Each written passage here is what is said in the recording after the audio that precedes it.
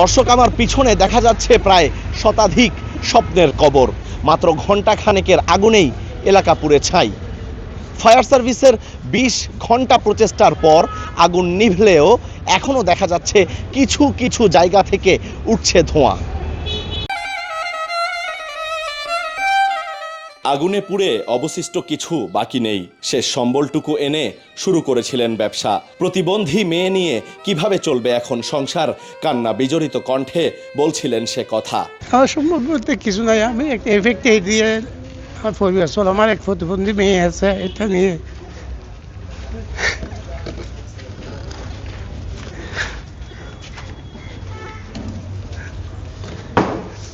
চলি।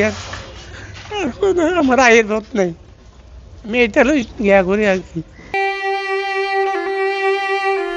চট্টগ্রামের আমিন জুট মিলের পাশে আতুরার ডিপো এলাকায় প্রায় শখানেক ঘরবাড়ি, দোকানপাট, গুদাম পুড়ে ছাই।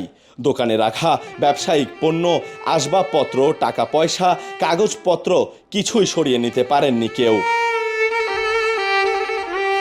কোনো দোকানে ছিল প্লাস্টিকের পণ্য, কোনো দোকানে ঝুটের কাপড়, কোথাও কলা বা আনারস, কোথাও বা অন্য কোনো পণ্য।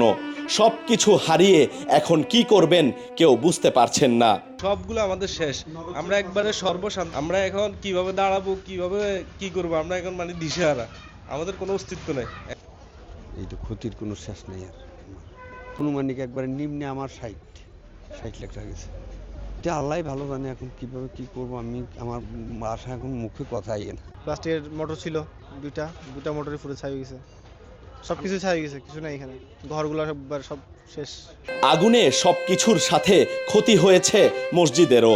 মসজিদের ছাদ, আসবাবপত্রের পাশাপাশি পুড়ে গেছে পবিত্র কুরআন শরীফ সহ কিছু বই। মসজিদের সিলিং টিন জ্বলে গেল, আর টিন কালো হয়ে গেল এগুলো। আর বাইরে কিছু ক্ষতি হলো, কোরআন শরীফ পুড়ে গেল, একটা সেলফ পুড়ে গেল, দুইটা পানি ফিল্টার পুড়ে গেল এগুলো। আর দুটা ওই ছাড়াই ছিল মাদুর, ওটা পুড়ে গেল সম্পূর্ণ। শুধু দোকান মালিক নয়, যারা দোকানে চাকরি করতেন তারাও বুঝতে পারছেন না এখন তাদের ঘর চলবে কিভাবে, কোথায় যাবেন তারা। খুবই পরিস্থিতি খারাপ আমাদের এখন। আমরা এখন খাবো কোথা থেকে, কি করবো, ইনকাম করবো কিভাবে, এই পরিস্থিতি আমাদের অবস্থা খুবই খারাপ। আমাদের মালিকের যা অবস্থা, এখন আমরা কিভাবে চলবো, আমরা কিভাবে খাবো, মানে আমাদের পরিবেশ খুব খারাপ। এত বড় বিপদের মাঝখানে আবার হচ্ছে চুরি। জিনিসপত্র রাস্তার উপর খোলা অবস্থায় পাওয়ায় যেভাবে পারছে নিয়ে যাচ্ছে বলে অভিযোগ করলেন ক্ষতিগ্রস্তরা। আমাদের উপর এখন বাড়তি জামিলাটা হলো সুরের উপদ্রব, সুর ডাকাতের উপদ্রব। এটা থেকে আমরা এখন বাঁচতে চাই। এই যে যেগুলো পাইছে নিয়ে যাচ্ছে, যেগুলা পাচ্ছে সেগুলাই নিয়ে যাচ্ছে।